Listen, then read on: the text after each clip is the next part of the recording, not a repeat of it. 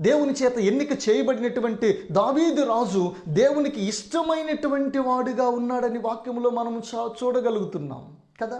ఏది ఏమైనా ఆయన చేసినటువంటి 40 సంవత్సరాల పాలనలో నిజముగా దావీదుని గురించి దేవుడు పలికినటువంటి సాక్ష్యం ఏంటి? దావీదు గురించి దేవుడు పలికిన సాక్ష్యం ఏంటి?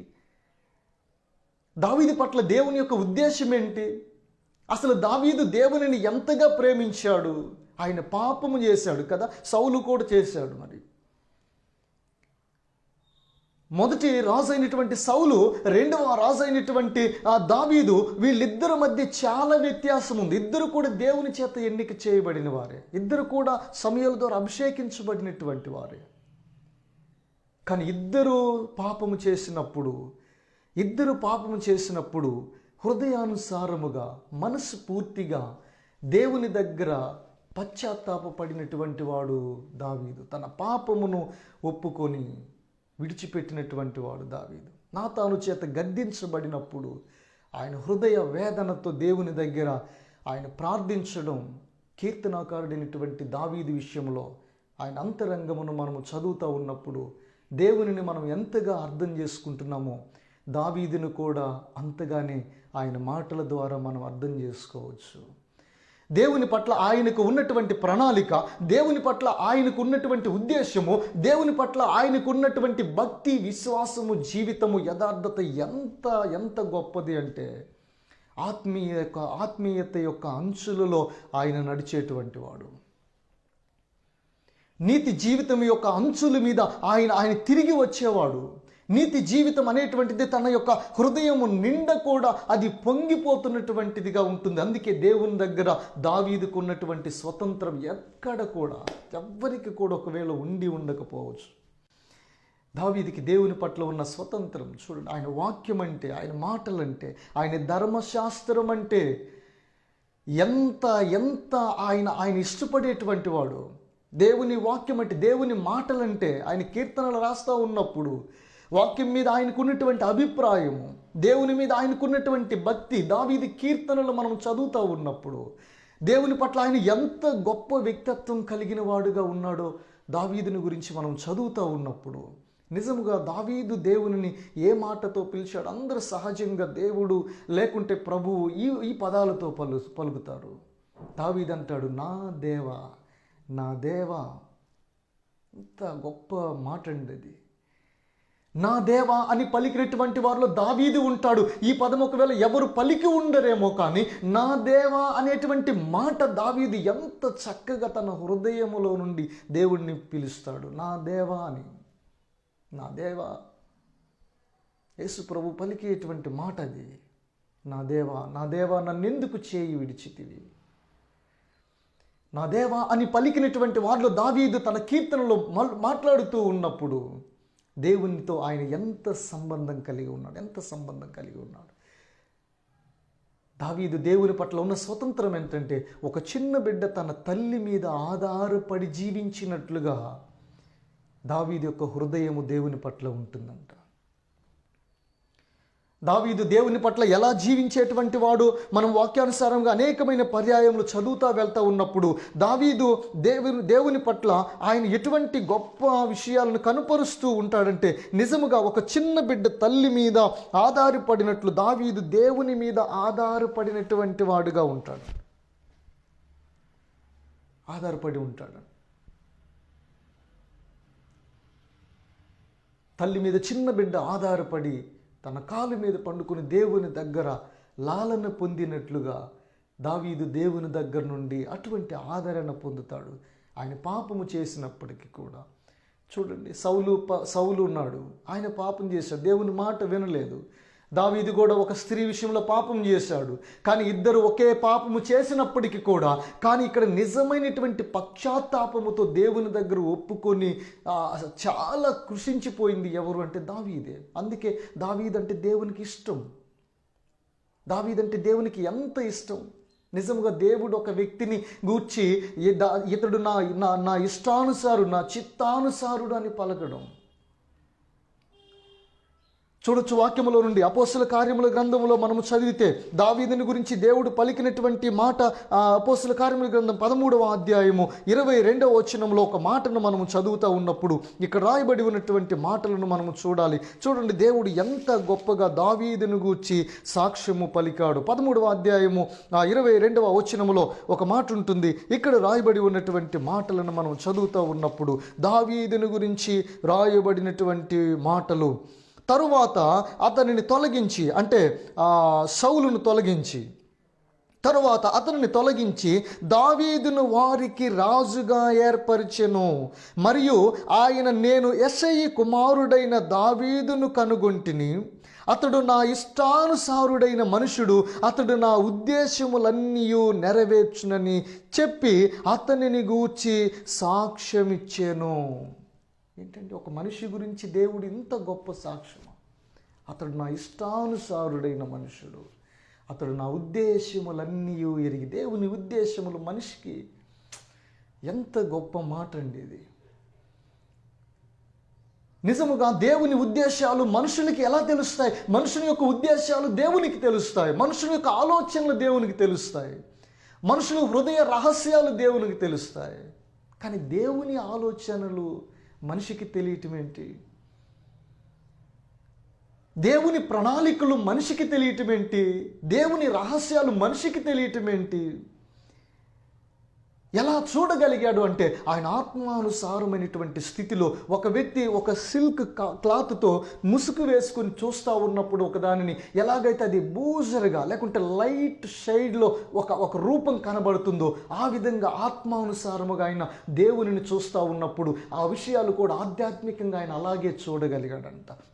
మసకగా ఒక ఛాయా రూపములో ఆత్మానుసారమైన విషయాలు కనబడతాయి. నీతియుక్తమైనటువంటి జీవితము జీవించేటువంటి వారికి దేవుని ప్రణాళికలు అలా దేవుడు పొందుపరుస్తాడు. దేవుడు ఉద్దేశాలను అలా పొందుపరుస్తాడు. ఎందుకంటే ఎంతోమంది రాజులు ఇజ్రాయేలును పాలించారు, కానీ దేవునికి ఇష్టమైనటువంటి రాజుగా, దేవునికి ఇష్టమైనటువంటి వ్యక్తిగా ఆయన అంటాడు. చూడండి 23వ వచనములో ఆయన అంటాడు. చూడండి, ఈ మాటలను మనం చదువుతున్నప్పుడు 13వ అధ్యాయము 22వ వచనములు ఈ మాటలు మనం చదువుతూ ఉన్నప్పుడు ఇక్కడ రాయబడి ఉన్నటువంటి మాటల్లో ఎంత గొప్ప విషయాన్ని ఆయన పొందుపరిచి చూపించాడో, ఆయన ఎంత గొప్ప విషయాన్ని పొందుపరిచి చూపించాడో. అతడు నా ఇష్టానుసారుడైన మనుషుడు, అతడు నా ఉద్దేశములన్నీ నెరవేర్చునని చెప్పి అతన్ని గూర్చి సాక్ష్యమిచ్చాను. అతని సంతానం నుండి దేవుడు తన వాగ్దానము చొప్పున ఇశ్రాయేలు కొరకు రక్షకుడగు యేసును పుట్టించెను. ఆయన రాకముందు యోహాను ఇశ్రాయేలు ప్రజలందరికీ మారు మనసు విషయమైన బాప్తీసము ప్రకటించెను. దేవుడు ఎంత ఇష్టపడకపోతే దావీదు చిగురు నుండి యేసుక్రీస్తు ప్రభువారు ఎక్కడి నుండి ఎక్కడికి ఆయన ప్రణాళికను సిద్ధం చేశాడు. దావీదు కుమారుడా, యేసుక్రీస్తు ప్రభుకున్న నిక్నేమ్ కదా, దావీదు కుమారుడా. ఏంటి, దావీదుని ఎందుకు పలకరించాలా? యేసుక్రీస్తు ప్రభువునకు ముందు దావీదు పేరు ఎందుకు రావాలి? యేసుక్రీస్తు పరిశుద్ధులైనటువంటి ఆయన పేరుకు ముందు దావీదు కుమారుడు అని కూడా ఒక పేరు. యేసు ప్రభువును పిలువబడినటువంటి పేర్లలో దావీదు కుమారుడు, దావీదు చిగురు.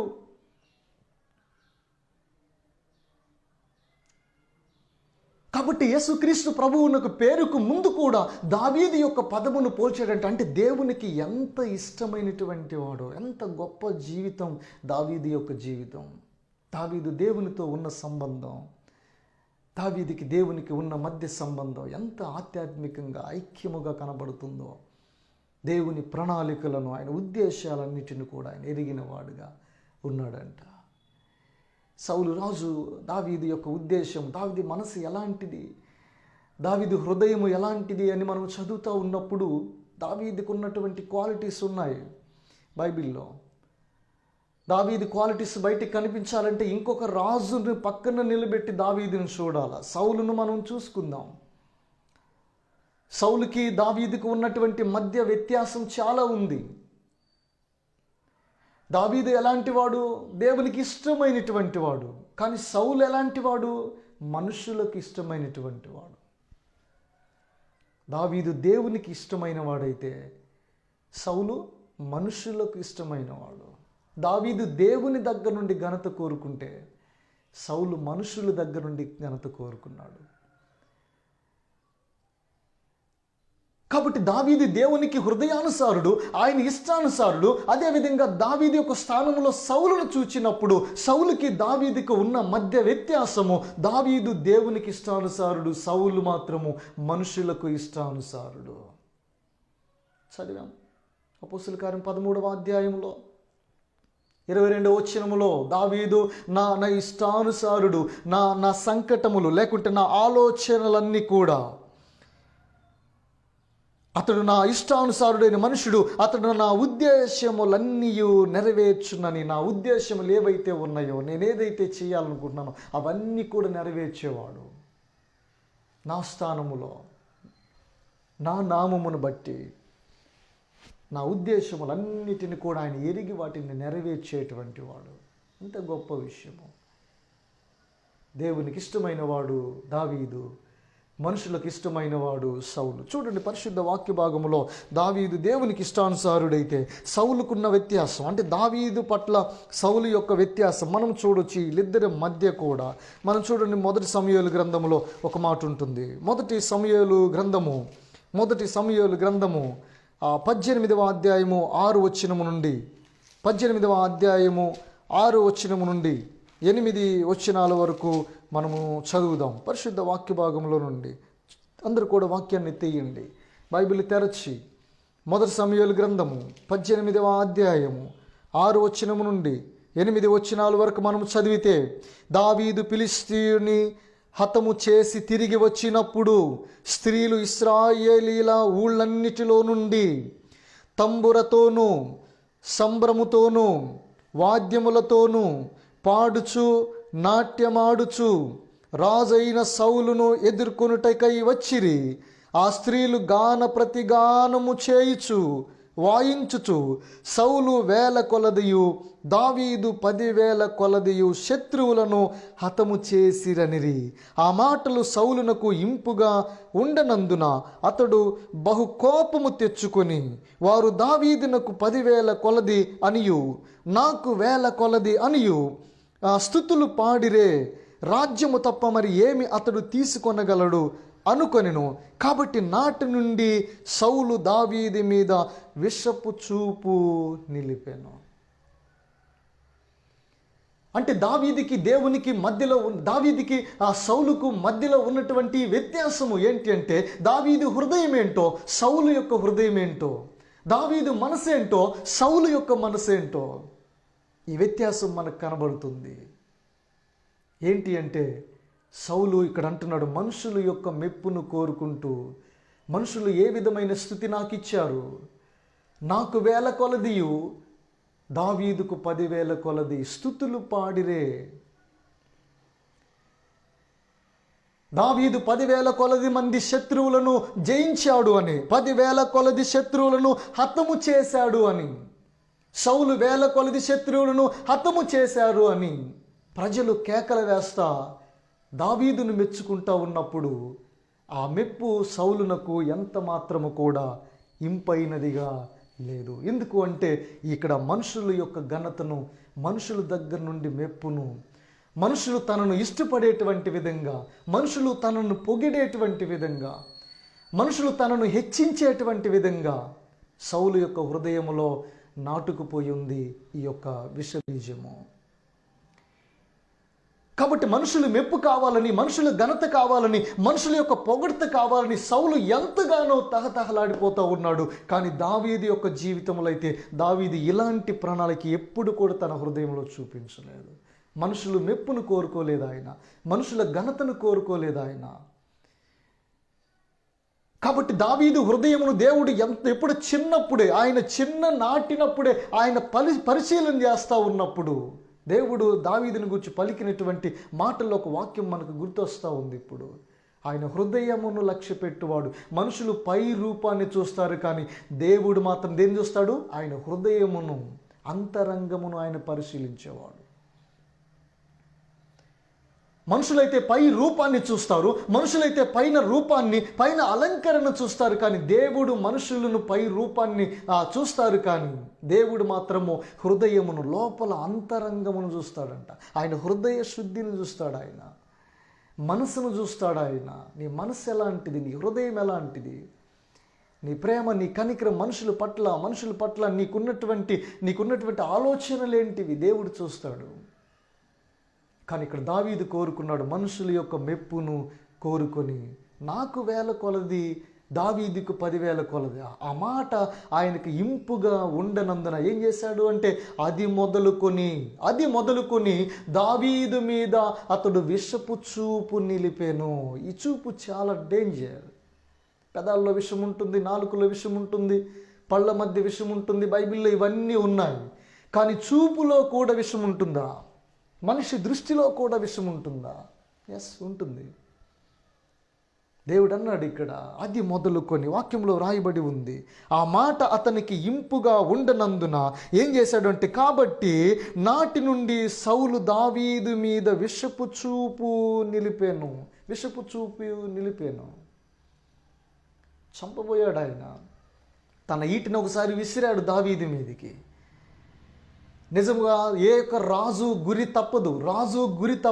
రాజు అంటే పరాక్రమశాలి, యుద్ధ నైపుణ్యత కలిగిన వాడు. కత్తి పట్టుకున్నటకు, కత్తి తిప్పగలిగేటువంటి, 2 చేతులతో కత్తి తిప్పగలిగేటువంటి నైపుణ్యత రాజుకు ఉండాలా. తన ఈట ఇసిరితే గురి తప్పకూడదు. యుద్ధోపకరణములు ధరించేటువంటి శక్తి, ఆ దీటు, ఆ పర్సనాలిటీ, అవన్నీ కూడా రాజుకు ఉండాలి కదా. యుద్ధములో అతను నైపుణ్యత కలిగిన వాడైతేనే సైన్యాన్ని మెయింటెనెన్స్ చేయగలడు. కానీ బాలుడైన దావీదు మీదికి సౌలు తన ఈటని ఇసిరినప్పుడు దావీదు తప్పించుకొనగా అది వెళ్ళి గోడకు గుచ్చుకొనెను.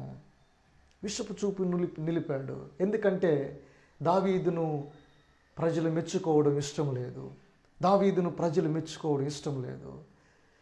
దావీదు సౌలు దగ్గర హెచ్చించబడటం ఆయనకి ఇష్టం లేదు. సౌలు దగ్గర దావీదు ఆ ఉన్నతంగా పొగడ్చబడటం ఆయనకి ఇష్టం లేదు. ఆయన్నే పొగడాలనుకున్నారు, ఆయన్నే హెచ్చించాలి అనుకున్నాడు సౌలు. ఆయన్నే ప్రజలు హెచ్చించి ఘనపరచాలనుకున్నాడు సౌలు. కాబట్టి దావీదును చంపడానికి తన ఈటని విసిరి ఆ రోజు నుండి విషపు చూపు నిలిపెను. ఎంత గొప్ప విషయము! ఆయన విషపు చూపు దావీదు మీద వేసేశాడు. అది మొదలుకొని దావీదు మీద ఆయన ఉద్దేశాలు మారిపోయాయి. ఎన్నో సందర్భాల్లో దావీదును చంపడానికి సౌలు అనేక ప్రయత్నాలు చేశాడు. ఒకసారి అయితే పారిపోయి దాక్కున్నాడు దావీదు. సౌలు యొద్ద నుండి దావీదు వెళ్ళి దాగుకున్నాడు. సౌలు 3,000 మంది ప్రజలను, 3,000 మందిని సమకూర్చాడు. 3,000 మందిని సమకూర్చి దావీదును చంపడానికి పన్నాగం పన్నాడు. పరిశుద్ధ వాక్య భాగంలో మనము చదవచ్చు. దావీదు మీద విషపు చూపు నిలిపినటువంటి ఈ యొక్క వ్యక్తి ఏం చేశాడు అంటే, ఎంతోమంది, ఒకప్పుడైతే సౌలు అంటాడు 11వ వచనంలో, ఒకప్పుడు సౌలు చేతిలో ఒక ఈట ఉండగా దావీదును పొడిచి గోడకు బిగించుదననుకొని సౌలు ఆ ఈటను విసిరెను. అయితే అది తగలకుండా దావీదు 2 మారులు తప్పించుకొనెను. అంటే 2 సార్లు తన ఈటని విసిరేశాడు దావీదు మీదికి చంపడానికి. గోడకేసి గుచ్చేసేయాలి. ఆ ఈట కొట్టగా దావీదు బాడీలో దిగిపోయి అది గోడకు గుచ్చుకోవాలని ప్రయత్నం చేసినప్పుడు రాజు యొక్క గురి కూడా తప్పించుకున్నాడు దావీదు. తప్పించాడు దేవుడు. ఎందుకంటే దేవుని ప్రణాళిక వేరు ఇశ్రాయేలు మీద. కాబట్టి దావీదు యొక్క హృదయం దేవునికి తెలుసు. కాబట్టి దావీదును చంపడానికి ఎంతో మంది జనసమూహమును, ఎంతో మంది ప్రజలను ఆయన ఏర్పరచుకొని చంపడానికి వెళ్ళినప్పుడు దావీదు దాగుకున్నాడు గుహలో. చూడండి, పరిశుద్ధ వాక్య భాగంలో నుండి మనము చదువుతూ ఉన్నప్పుడు మొదటి సమూయేలు గ్రంథం 24వ అధ్యాయంలోనికి మనం వెళ్తూ ఉన్నప్పుడు అక్కడ దావీదును చంపడానికి సౌలు చేసినటువంటి ప్రయత్నం అంతా కూడా మనకు కనబడుతుంది. పరిశుద్ధ వాక్య భాగములో నుండి 24వ అధ్యాయం, మొదటి సమూయేలు గ్రంథము 24వ అధ్యాయం మొదటి వచనములో, సౌలు ఫిలిష్తీయులను తరుముట మాని తిరిగి రాగా దావీదును ఎన్గేది అరణ్యమందున్నాడని అతనికి వర్తమానము వచ్చెను. అప్పుడు సౌలు ఇశ్రాయేలీలందరిలో నుండి 3,000 మందిని ఏర్పరుచుకొని వచ్చి కొండ మేకలకు వాసములగు శిలా పర్వతముల మీద దావీదును అతని జనులను వెదుకుటకై బయలుదేరెను. దావీదును వెదుకుటకై బయలుదేరెను. ఎందుకు అంటే దావీదును చంపడానికి 3,000 మంది ఇశ్రాయేలీల ప్రజలను ఆయన ఏర్పరుచుకొని దావీదును చంపడానికి ఆయన వెతుకుతూ బయలుదేరుతూ ఉన్నప్పుడు దావీదు దాగుకున్నాడు. అయితే దేవుడు ఇక్కడ ఒక అవకాశం ఏంటి అంటే, సౌలును చంపడానికి తిరుగుతున్నటువంటి దావీదును చంపడానికి సౌలు తిరుగుతూ ఉన్నాడనేటువంటి విషయాన్ని ఆలోచించి, అదేవిధంగా అక్కడున్నటువంటి దావీదు సహకారులందరూ కూడా సౌలును చూచినప్పుడు, దేవుడు నీ శత్రువును నీ చేతికి అప్పగిస్తాను అన్న మాట నెరవేర్చబడింది. ఇదే అవకాశము సౌలును చంపడానికి. తన స్నేహితులు, తన సైన్యం అంటారు, దావీదు యొక్క స్నేహితులు, తన పనివారు అంటారు, ఏమంటారంటే, సౌలు ఈరోజు నీ చేతికి చిక్కి ఉన్నాడు, అదిగో సౌలు నీకు కనబడుతున్నాడు, కాబట్టి ఇప్పుడే వెళ్ళి దేవుడు నీ శత్రువును నీ చేతికి అప్పగించును అనేటువంటి మాట నెరవేర్చబడినట్లు నువ్వు వెళ్ళి ఇప్పుడు సౌలును చంపేయి. నిజానికి దావీదును చంపడానికి సౌలు వెతుకుతున్నాడు, కానీ ఇక్కడ దావీదుకు ఒక అవకాశం వచ్చింది. ఏంటి అంటే, సౌలును చంపేటువంటి అవకాశం. సౌలు కనబడుతున్నాడు. అప్పుడు వెళ్ళి దావీదు సౌలును చంపాలి అంటే చంపవచ్చు, కానీ దావీదు ఏం చేశాడు అంటే, సౌలునకు తెలియకుండానే వెళ్ళి సౌలు యొక్క పై వస్త్రపు చెంగును కోసి తీసుకువెళ్ళాడంట. అంటే సౌలు కూడా గమనించలేదు. అంటే సౌలుకు కూడా తెలియకుండానే తన ఒంటి మీద, తన శరీరం మీద ఉన్నటువంటి పై వస్త్రములో ఒక ముక్కను కోసి తీసుకువెళ్ళాడు దావీదు. ఎందుకు అంటే, సౌలుకు చూపించడం కోసం. సౌలు యొక్క పై వస్త్రము కోసిన విషయం కూడా సౌలు కనిపెట్టలేకపోయాడు. తీసుకువెళ్ళాడు ఆ క్లాత్ ముక్కను కోసి వెళ్ళి తీసుకువెళ్ళాడు. నిజంగా ఆ ముక్క కోయడాన్ని బట్టి దావీదు యొక్క మనస్సాక్షి గద్దించిందంట. అంటే ఆయన ఎంత బాధపడ్డాడో. కానీ చంపే అవకాశం ఉంది, ఇక్కడ సౌలుని చంపడానికి అవకాశం ఇవ్వబడింది. తన తోటి వారందరూ కూడా సౌలును చంపేయమని సలహా ఇచ్చారు. నిజముగా దావీదు చంపాలనుకుంటే అది ఒక గొప్ప అవకాశము. రాజును చంపాలనుకుంటే దావీదుకు ఒక గొప్ప అవకాశం ఇవ్వబడింది, కానీ దావీదు చంపలేదు. దాన్ని చంపడానికి బదులుగా తన పై వస్త్రపు చెంగును కోశాడు, ఆ గుడ్డ పీలికను కోసి తీసుకువెళ్ళాడు. ఆ గుడ్డ పీలిక కోసినందుకే దావీదు తన హృదయమందు నొచ్చుకుని ఆయన ఎంతగా బాధపడ్డాడో తెలుసండి. వాక్యంలో చూడండి, పరిశుద్ధ వాక్య భాగంలో అక్కడే మనం మొదటి సమూయేలు గ్రంథం 24వ అధ్యాయము, మొదటి సమూయేలు గ్రంథం 24వ అధ్యాయము 2 నుండి 6 వచనాల వరకు మనము చదివితే, మనం లేకుంటే 6వ వచనాన్ని కూడా మనం చదువుదాం. 4వ వచనం నుండి మనం చదివితే 6వ వచనం 5వ వచనం చదివితే, సౌలు పై వస్త్రమును తాను కోసినని దావీదు మనస్సు నొచ్చి, అతడు యెహోవా చేత అభిషేకము నొందినవాడు గనక యెహోవా చేత అభిషేక్తుడైన నా ప్రభువునకు నేను ఈ కార్యము చేయను, యెహోవాను బట్టి అతను నేను చంపనని తన జనులతో చెప్పెను. దావీదు హృదయం ఎంత గొప్పది. చంపే అవకాశం ఉన్నా, దావీదు చేతిలో సౌలు చిక్కుకొని ఉన్నా, దావీదుకు సమీపంలో సౌలు ఉన్నా, కానీ సౌలును దావీదు చంపలేదు. చంపడానికి బదులుగా తన వస్త్రమును కోశాడు. ఆ వస్త్రము కోసినందుకు దావీదు ఏంటంట, తన మనస్సులో సౌలు పై వస్త్రమును తాను కోసినని దావీదు మనస్సు నొచ్చుకొనెను. శత్రువు యొక్క వస్త్రమును కోయడంలో, అంటే వస్త్రము కోయడానికే దావీదు అంతగా వేదన పడితే, వస్త్రమును కోసినందుకే, ఆ గుడ్డ పీలికను కోసినందుకే దావీదు తన హృదయములో నొచ్చుకొనెను, వేదన పడ్డాడు. ఆయన మనస్సాక్షి గద్దిస్తూ ఉందంట. ఇక మనిషిని ఎలా చంపగలడు ఆయన? రాజుని ఎలా చంపగలడు? అభిషిక్తుడైనటువంటి రాజుని ఎలా చంపగలడు? దేవుని చేత ఎన్నిక చేయబడినటువంటి వ్యక్తిని ఎలా చంపగలడు? దేవుని చేత అభిషేకించబడినటువంటి వానిని ఎలా చంపగలడు? దావీదు మనసు అది కాదు. దావీదు మనసు దేవునికి తెలుసు. దావీదు మనసు ఎంత గొప్పదో ఇక్కడ కనబడుతుంది. అయితే పై వస్త్రమును కోసినందుకు ఎందుకు ఆయన బాధపడ్డాడంటే, నిజముగా ఆ రోజుల్లో పై వస్త్రము కోయట అనేటువంటిది ఒక అవమాన కార్యం. అది అవమానానికి గుర్తు. నిజముగా వస్త్రము చినిగిపోవడం చాలా అవమానం. ఎవరికైనా షర్ట్ చినిగిపోయింది అనుకోండి, రోడ్డు మీద వెళ్తూ ఉన్నప్పుడు కొంతమంది చూసి నవ్వుతారు కూడా. అంటే అవమానపరచబడతాడు ఆ వ్యక్తి. ఎక్కడైనా బట్టలు చినిగితే అవమానం కదా. ఎవరైనా షర్ట్ కాలర్ పట్టుకుంటారు, లేకుంటే ఆ గొడవల్లో కొన్ని సందర్భాల్లో షర్ట్ చినిగిపోవడం, ఆ పైన వస్త్రము చినిగిపోవడం అనేది ఒక అవమాన కార్యం. అది అవమానానికి గుర్తు అది. కాబట్టి అభిషిక్తుడైనటువంటి సౌలు యొక్క పై వస్త్రాన్ని కోయటము ఒక అవమాన కార్యముగా భావించబడుతుంది ఆ రోజుల్లో. కాబట్టి సౌలు యొక్క పై వస్త్రాన్ని కోసినందుకు దావీదు యొక్క మనసు వేదనకు గురైందంట.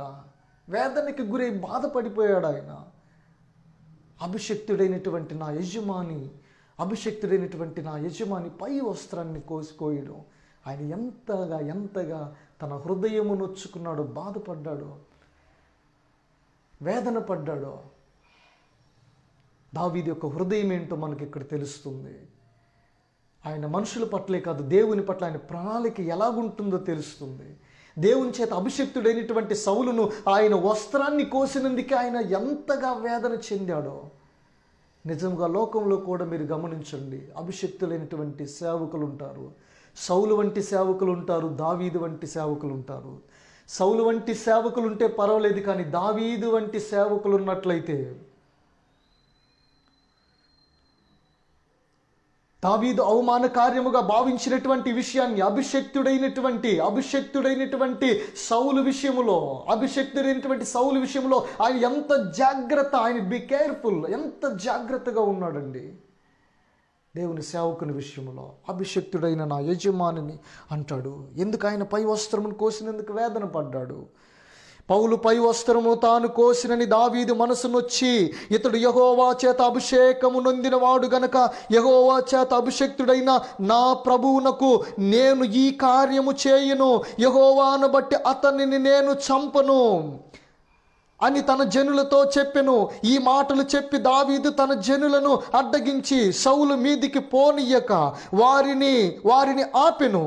తరువాత సౌలు లేచి గుహలో నుండి బయలు వెళ్ళి మార్గమును పోయెను. అప్పుడు దావీదు లేచి గుహలో నుండి బయలు వెళ్ళి, నా ఏలిన వాడైన రాజా అని సౌలు వెనక నుండి కేక వేయగా, ఆ పై వస్త్రమును కోసిన తరువాత తన యజమాని విషయంలో ఆ విషయాన్ని తెలియపరచడం కోసం ఆ గుడ్డ ముక్కను పట్టుకొని, నా యజమానుడైన నా ప్రభు అయినటువంటి రాజా అని వెనక నుండి పెద్దగా కేకలు వేసినప్పుడు సౌలు వెనక్కి తిరిగి దావీదును చూశాడు.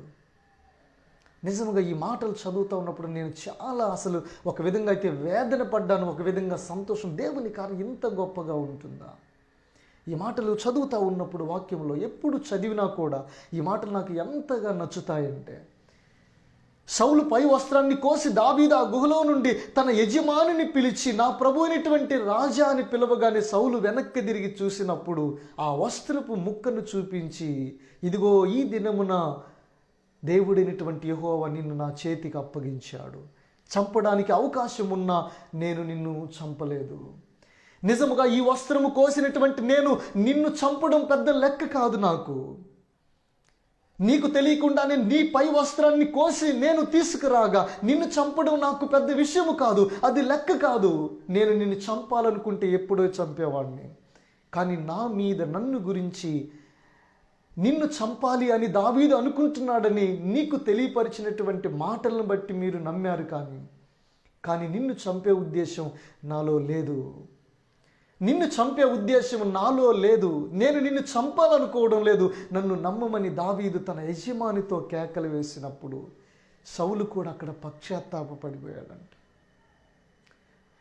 నిజంగా ఎంత వేదనకరమైనటువంటి మాటలు. సౌలు కూడా ఆయన పశ్చాత్తాపపడి అయ్యా నా కుమారుడైనటువంటి దావీదా, చూడండి దావీదుని పిలుస్తాడు ఆయన ఈ మాటల్లో. ఈ దినమున యెహోవా నిన్ను ఎలాగూ ఈ గుహలో నా చేతికి అప్పగించెనో అది నీ కండ్లార చూచితివే. కొందరు నిన్ను చంపమని నాతో చెప్పినను నేను నేను నీ యందు కనికరించి ఇతడు యెహోవా చేత అభిషేకము నొందినవాడు గనుక నా ఏలిన వాణ్ణి చంపనని నేను చెప్పి తిని, నా తండ్రి చూడుము, ఇదిగో చూడుము, నిన్ను చంపక నీ వస్త్రపు చెంగు మాత్రమే కోసి తిని గనుక నా వలన నీకు కీడు ఎంత మాత్రమును రాదనియు, నాలో తప్పిదము ఎంత మాత్రము లేదనియు నీవు తెలుసుకొనవచ్చును. నీ విషయమై నేను ఏ పాపము చేయని వాడనై ఉండగా నీవు నా ప్రాణము తీయవలనని నన్ను తరుముచున్నావు అని దావీదు తన యజమానుడైనటువంటి సౌలుతో ఈ మాటలు మాట్లాడుతూ ఉన్నప్పుడు సౌలు అంటాడు కింద 16వ వచనములో, దావీదు ఈ మాటలు సౌలుతో మాటలాడి చాలింపగా సౌలు అంటాడు, దావీదా నాయనా ఈ సేవకు ఈ యొక్క పలుకు నీదేనా అని బిగ్గరగా ఏడ్చి దావీదుతో ఇట్లనెను, యెహోవా నన్ను నీ చేతికి అప్పగింపగా నన్ను చంపగా విడిచినందుకు ఈ దినమున నీవు నాకు అపకారమునకు ఉపకారము చేసిన వాడవై నా ఎడల నీకున్న ఉపకార బుద్ధిని వెల్లడి చేసితివి గనుక నీవు నాకంటే నీతిపరుడవు. నీవు నాకంటే నీతిపరుడువు.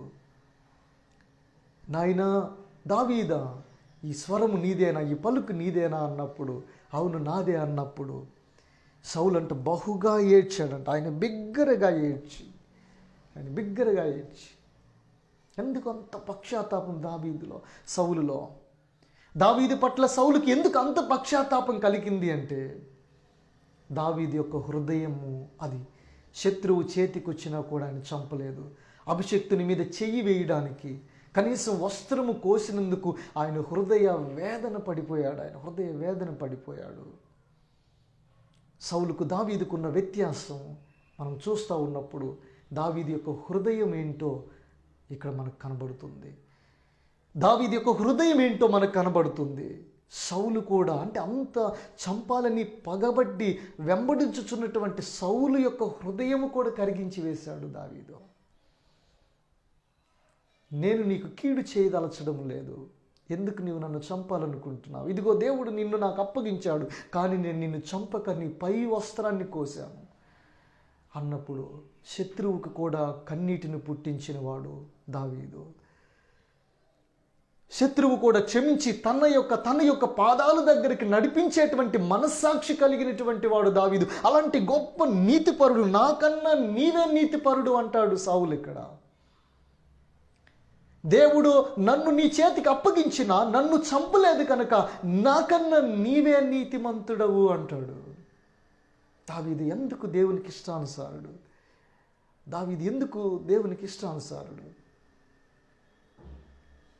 దేవుని ప్రణాళికలను, ఆయన సంకల్పాలను దావీదు ఎలా తెలుసుకున్నాడు అంటే ఇశ్రాయేలును పాలించినటువంటి ఏ రాజు కూడా ఇటువంటి హృదయము కలిగిన వాడు లేడు.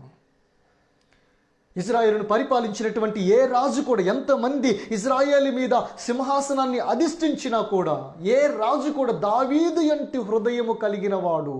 అందుకే ఆడు మాట్లాడుచున్నప్పుడు తన పితరుడైనటువంటి దావీదు యొక్క హృదయము చొప్పున యెహోవా దృష్టిలో నడుచుకునేటువంటి వాడు ఒక్కడను కూడా మనకు కనబడడు. అందుకే దావీదు ఇశ్రాయేలును పాలించినటువంటి రాజులలో ఆయన గొప్పవాడుగా ఎంచబడ్డాడు. సౌలు అలాగే చంపబడ్డాడు. చివరికి దావీదు కుమారుడే సొలొమోను కూడా ఆయన ఎంతోమంది అన్య స్త్రీలను వివాహం చేసుకుని చివరికి విగ్రహారాధనకి ఈడ్చబడి వ్యభిచారి అయ్యి ఆయన చనిపోయాడు. సొలొమోను యొక్క రాజరికం, సొలొమోను యొక్క జ్ఞానము, దేవుని దగ్గర ఎంత ఆయన పొందుకున్నాడు, దేవుని దగ్గర ఎంత అనేక మంది రాజుల చేత ఆయన ప్రశంసించబడ్డాడు. దావీదు యెరూషలేమును కట్టాడు, సొలొమోను యెరూషలేమును కట్టాడు. దేవుని మందిరాన్ని 7 సంవత్సరాలు ఆయన కట్టాడు. 13 సంవత్సరాలు యెరూషలేము నగరాన్ని కట్టాడు ఆయన. దాదాపుగా 20 సంవత్సరాల ప్రాజెక్ట్ ఇది. 20 సంవత్సరాలు ఈ ప్రాజెక్టుని ఎంత గొప్పగా అనేక షేబా దేశపు రాణి వచ్చి కూడా సొలొమోనును ప్రశంసించింది ఆయన జ్ఞానాన్ని చూసి. నిజముగా ఇది దైవ జ్ఞానమే. దావీదు అంత గొప్పగా ఉన్నాడు దేవునిలో. కానీ చివరికి వచ్చినప్పుడు ఆయన అన్య స్త్రీలను వివాహము చేసుకుని దానిని బట్టి అన్య స్త్రీలు సొలొమోనును విగ్రహారాధనలోనికి పాపములోనికి లాగిపడేశారు. చివరికి సొలొమోను ఆ విధంగానే చనిపోయాడు. కాబట్టి ఇశ్రాయేలును పాలించినటువంటి రాజులలో ఇటువంటి ధీరత్వం కలిగిన వాడుగా, ఇటువంటి పరాక్రమశాలిగా, ఇటువంటి భక్తిపరుడైనటువంటి వాడు, ఇలాంటి నీతిపరుడైనటువంటి ఏ రాజు కూడా ఇందులో పాలించలేదు ఇశ్రాయేలును. కానీ దావీదు పాలించాడు. ఆయన పాపం చేసినప్పుడు ఎందుకు సౌలును మనం జ్ఞాపకం చేసుకుంటున్నామంటే దావీదు యొక్క గొప్పతనం ఏంటో తెలియాలంటే సౌలును మనం పక్కన పెట్టి చూడాలా. అంతేకాదు దావీదు భయంకరమైనటువంటి ధైర్యం కలిగిన వాడు ఆయన. కానీ